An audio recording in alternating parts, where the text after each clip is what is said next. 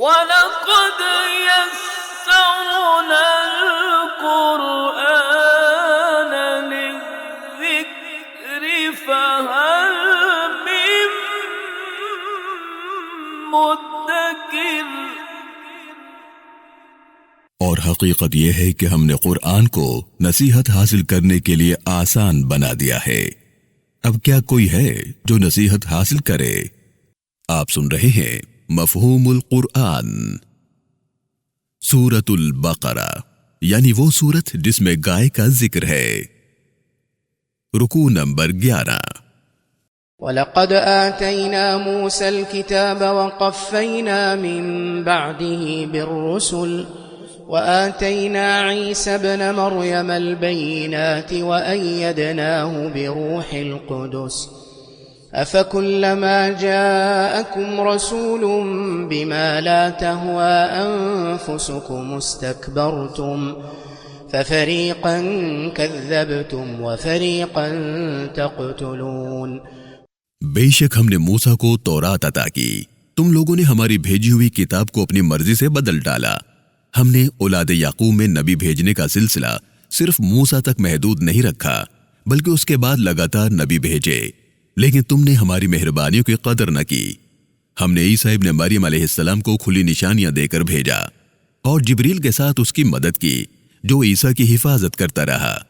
کیا تمہارا حال یہ نہیں کہ جب کوئی نبی یا رسول تمہارے پاس ہماری دی ہوئی تعلیم لے کر آیا جو تمہاری خواہش سے مختلف تھی تو تم غرور کرتے ہوئے اس کا انکار کرتے رہے؟ تم لوگ نبیوں کے ایک گروہ کو جھٹلاتے ہوئے اس کا انکار اور ایک گروہ کو ناحق قتل کرتے رہے۔ وضاحت: اللہ نے بنی اسرائیل میں بہت سے رسول اور نبی بھیجے جن میں یوشع، سیموئل، شمعون، ارمیہ اور دیگر کئی انبیاء علیہم السلام شامل ہیں۔ اللہ نے عیسیٰ علیہ السلام کو جو نشانیاں دے کر بھیجا ان میں غیب کی خبریں دینا، مٹی سے پرندہ بنانا، کوڑ یعنی برس کے مریض کو تندرست کرنا، پیدائشی نابینا کو بینائی دینا اور مردوں کو زندہ کرنا شامل ہے۔ بہت سے مواقع پر حضرت جبرائیل امین علیہ السلام حضرت عیسیٰ علیہ السلام کے ساتھ موجود رہے۔ بنی اسرائیل میں آنے والے نبیوں کا سلسلہ عیسیٰ علیہ السلام پر ختم کر دیا گیا۔ اس کے بعد بنی اسرائیل میں کوئی نبی نہیں آیا۔ عیسیٰ علیہ السلام کے دنیا میں آنے کے 571 سال بعد رسول اللہ صلی اللہ علیہ وآلہ وسلم تشریف لائے جو بنی اسماعیل میں سے ہیں۔ محمد رسول اللہ صلی اللہ علیہ وآلہ وسلم اس کائنات کے سب سے آخری نبی اور رسول ہیں۔ وَقَالُوا قُلُوبُنَا غُلْفٌ بَل لَّعَنَهُمُ اللَّهُ بِكُفْرِهِمْ فَقَلِيلًا مَّا يُؤْمِنُونَ۔ یہودی کہتے ہیں کہ ہمارے دلوں پر اللہ کی طرف سے پردے پڑے ہوئے ہیں جو ہمیں صحیح بات سمجھنے اور ماننے نہیں دیتے۔ اگر ہم صحیح بات سمجھ نہیں رہے تو اس میں ہمارا قصور نہیں، اللہ نے ہمیں ایسا ہی بنایا ہے۔ یاد رکھو، میں کسی کے ساتھ زیادتی نہیں کرتا۔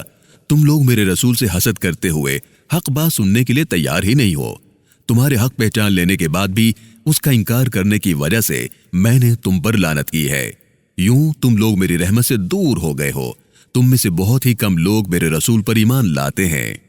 وَلَمَّا جَاءَهُمْ كِتَابٌ مِّنْ عِندِ اللَّهِ مُصَدِّقٌ لِّمَا مَعَهُمْ وَكَانُوا مِن قَبْلُ يَسْتَفْتِحُونَ عَلَى الَّذِينَ كَفَرُوا فَلَمَّا جَاءَهُم مَّا عَرَفُوا كَفَرُوا بِهِ فَلَعْنَةُ اللَّهِ عَلَى الْكَافِرِينَ۔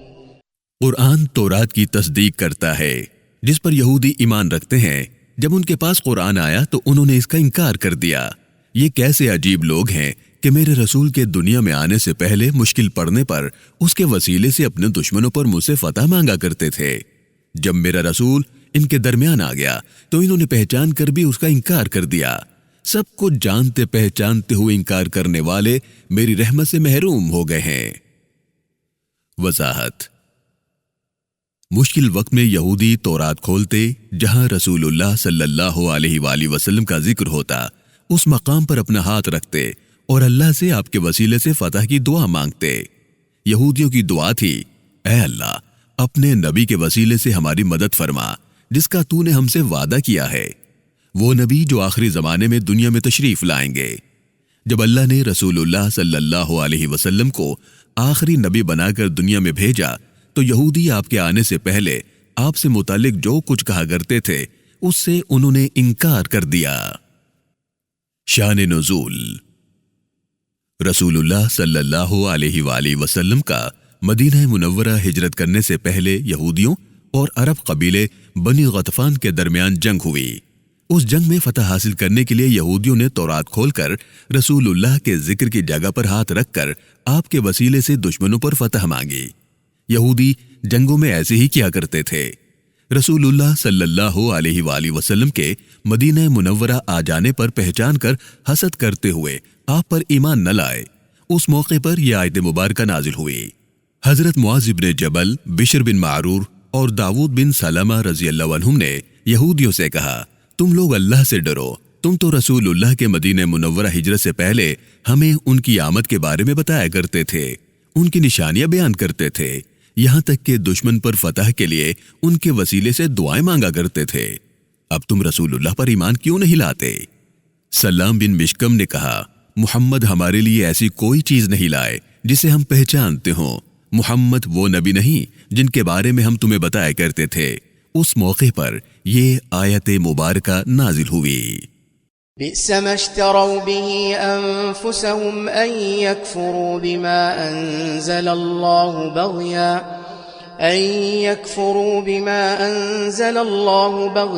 أن ينزل الله من فضله على من يشاء من عباده فباءوا بغضب على غضب وللكافرين عذاب مهين۔ یہودیوں نے حسد کرتے ہوئے میرے رسول کا انکار کیا اور دنیا کی تھوڑی سی قیمت پر اپنا ایمان بیچ ڈالا۔ یہودی قرآن کا انکار کرتے ہیں جسے میں نے نازل کیا ہے۔ میں اپنے فضل سے جس پر چاہتا ہوں وہی کرتا ہوں۔ میرے رسول اور قرآن سے حسد کی وجہ سے یہودی دوہرے غضب کے مستحق ہوئے ہیں۔ یہودیوں نے میرے رسول پر ایمان لانے اور مدد کرنے کے بجائے ان کی مخالفت اور دشمنی کی۔ میرے رسول کا انکار کرنے والوں کے لیے ذلت والا عذاب ہے۔ وضاحت۔ یہودیوں پر غضب کی ایک وجہ تورات میں تبدیلیاں، اللہ کے تمام حکم ماننے سے انکار، جبکہ دوسری وجہ رسول اللہ صلی اللہ علیہ وآلہ وسلم سے حسد اور آپ کو اللہ کا رسول ماننے سے انکار ہے۔ قرآن یہودیوں کے متعلق اتنی سختی سے اس لیے بیان کرتا ہے کیونکہ اللہ نے انہیں تورات میں رسول اللہ صلی اللہ علیہ وآلہ وسلم کی نشانیاں واضح طور پر بتا دیں۔ انہیں حکم دیا کہ میرے رسول پر ایمان لانا اور ان کی مدد کرنا۔ وَإِذَا قِيلَ لَهُمْ آمِنُوا بِمَا أَنزَلَ اللَّهُ قَالُوا نُؤْمِنُ بِمَا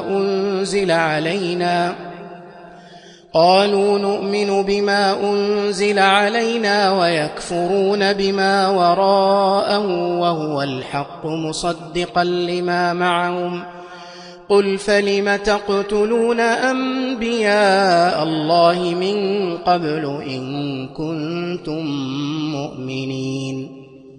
یہودی قرآن کا انکار کرتے ہیں جو میں نے نازل کیا، اور یہ تورات کی تصدیق کرتا ہے۔ جب یہودیوں سے کہا جاتا ہے کہ اللہ کی نازل کردہ کتاب قرآن پر ایمان لے آؤ تو وہ جواباً کہتے ہیں ہم تو صرف اس کلام پر ایمان لاتے ہیں جو ہم پر اترا، یعنی تورات، اور باقی سب کا انکار کرتے ہیں۔ یہودی تورات پر بھی مکمل عمل نہیں کرتے۔ میرے رسول، آپ ان سے پوچھیں اگر تم اپنی کتاب تورات پر سچا ایمان رکھتے تھے تو اللہ کے بھیجے ہوئے نبیوں کو ناحق قتل کیوں کرتے رہے؟ وَلَقَدْ جَاءَكُم مُوسَى بِالْبَيِّنَاتِ ثُمَّ اتَّخَذْتُمُ الْعِجْلَ مِن بَعْدِهِ وَأَنْتُمْ ظَالِمُونَ۔ اولاد یعقوب، بے شک میرا نبی موسیٰ تمہارے پاس کھلی نشانیاں لے کر آیا، پھر تم نے موسیٰ کے طور پر جانے پر مجھے اور حساب کتاب کے دن کو بھلا کر سامری جادوگر کے بنائے ہوئے گائے کے بچڑے کی عبادت شروع کر دی۔ تم لوگ ظالم تھے۔ وَإِذْ أَخَذْنَا مِيثَاقَكُمْ وَرَفَعْنَا فَوْقَكُمُ الطُّورَ خُذُوا مَا آتَيْنَاكُمْ بِقُوَّةٍ وَاسْمَعُوا قَالُوا سَمِعْنَا وَعَصَيْنَا وَأُشْرِبُوا فِي قُلُوبِهِمُ الْعِجْلَ بِكُفْرِهِمْ قُلْ بِئْسَ مَا يَأْمُرُكُمْ بِهِ إِيمَانُكُمْ إِن كُنتُم مُؤْمِنِينَ۔ ہم نے تورات کے احکام نہ ماننے پر کوہ طور تمہارے سروں پر بلند کیا تھا۔ ہم نے تمہیں حکم دیا جو دیا جا رہا ہے اسے مضبوطی سے تھام لو اور غور سے سنو۔ یاد ہے ہم نے تم سے وعدہ لیا کہ صرف ہماری عبادت کرو گے۔ یہودی کہنے لگے ہم نے سن تو لیا لیکن اسے مانیں گے نہیں۔ انکار کی وجہ سامری جادوگر کے بنائے ہوئے گائے کے بچڑے کی محبت تمہارے دل میں رچی بسی ہوئی تھی، اسی لیے تم ہمارے احکام کا انکار کرتے رہے۔ میرے رسول، آپ ان سے پوچھیں اگر تم واقعی ایمان رکھتے ہو تو اللہ کے حکم کا صاف صاف انکار کرنا کیسا ایمان ہے؟ آپ ان سے کہیں تمہارا ایمان تمہیں کتنا برا حکم دیتا ہے کہ اللہ کے حکم کا انکار کرتے ہو۔ وضاحت: اللہ اور اللہ کے نبی موسیٰ علیہ السلام کی بات نہ ماننے پر اللہ نے کوہ طور یہودیوں کے سروں پر بلند کر دیا، اس بات سے ڈرتے ہوئے کہ یہ پہاڑ ہم پر گر جائے گا اور ہم سب کے سب مارے جائیں گے۔ انہوں نے اللہ کے احکام ماننے کا وعدہ کیا۔ اس وعدے کے متعلق یہودی کہا کرتے تھے سمعنا و عصینا، یعنی ہم نے سن تو لیا لیکن مانیں گے نہیں۔ قل إن كانت لكم الدار الآخرة عند الله خالصة من دون الناس فتمنوا الموت إن كنتم صادقين۔ اولاد یعقوب، جیسا کہ تم دعویٰ کرتے ہو کہ آخرت میں ملنے والی جنت صرف تمہارے لیے ہے، کسی دوسرے کے لیے نہیں، تو پھر موت کی تمنا کر کے دکھلاؤ تاکہ یہ انعام حاصل کر سکو۔ اگر تم اپنے دعوے میں سچے ہو تو موت کی تمنا کیوں نہیں کرتے؟ شان نزول: مدینہ منورہ میں رہنے والے یہودی کہا کرتے تھے جنت ہمارے لیے ہے، ہمارے علاوہ کوئی قوم جنت میں نہیں جائے گی۔ اس کے جواب میں یہ آیت مبارکہ نازل ہوئی۔ وَلَن يَتَمَنَّوْهُ أَبَدًا بِمَا قَدَّمَتْ أَيْدِيهِمْ وَاللَّهُ عَلِيمٌ بِالظَّالِمِينَ۔ میں جانتا ہوں کہ یہودی آخرت میں جنت ملنے کا جھوٹا دعویٰ کرتے ہیں، ان کے برے اعمال ان کے علم میں ہیں، اس لیے یہ کبھی بھی موت کی تمنا نہیں کریں گے۔ میں ظالموں کو خوب جانتا ہوں۔ وَلَتَجِدَنَّهُمْ أَحْرَصَ النَّاسِ عَلَى حَيَاةٍ وَمِنَ الَّذِينَ أَشْرَكُوا يَوَدُّ أَحَدُهُمْ لَوْ يُعَمَّرُ أَلْفَ سَنَةٍ وَمَا هُوَ بِمُزَحْزِحِهِ مِنَ الْعَذَابِ أَن يُعَمَّرَ وَاللَّهُ بَصِيرٌ بِمَا يَعْمَلُونَ۔ میرے رسول، آپ یہودیوں میں زندہ رہنے کی لالچ سب سے بڑھ کر پائیں گے، اسی طرح میرے ساتھ دوسرے خداؤں کو شریک بنانے والے مشرک یہ خواہش رکھتے ہیں کہ ان کی زندگی 1000 سال کی ہو۔ برے اعمال اور شرک کرنے کی وجہ سے اتنی لمبی زندگی بھی ان کو عذاب سے بچا نہیں سکے گی۔ میں انکار کرنے والوں کے تمام اعمال کو دیکھ رہا ہوں۔ آگہی: یہاں سورۃ البقرہ کا 11واں رکوع مکمل ہو گیا ہے۔ اس رکوع میں 10 آیات بینات ہیں۔ اب ہم سورۃ البقرہ کے اس رکوع میں آنے والے نئے الفاظ اور اصطلاحات کو سمجھنے کی کوشش کرتے ہیں۔ برس یعنی کوڑ، ایسی جلدی بیماری جو ایک سے دوسرے شخص میں منتقل ہو جاتی ہے، اسے برس یا کوڑ کہتے ہیں۔ اس بیماری میں جلد پر داغ دھبے بن جاتے ہیں۔ جانشین، کسی کے مقام و منصب کو سنبھال کر اس کام کو کرنے یا آگے بڑھانے والے کو جانشین کہتے ہیں۔ شمعون، اللہ کے نبی شمعون بنی اسرائیل میں بھیجے گئے۔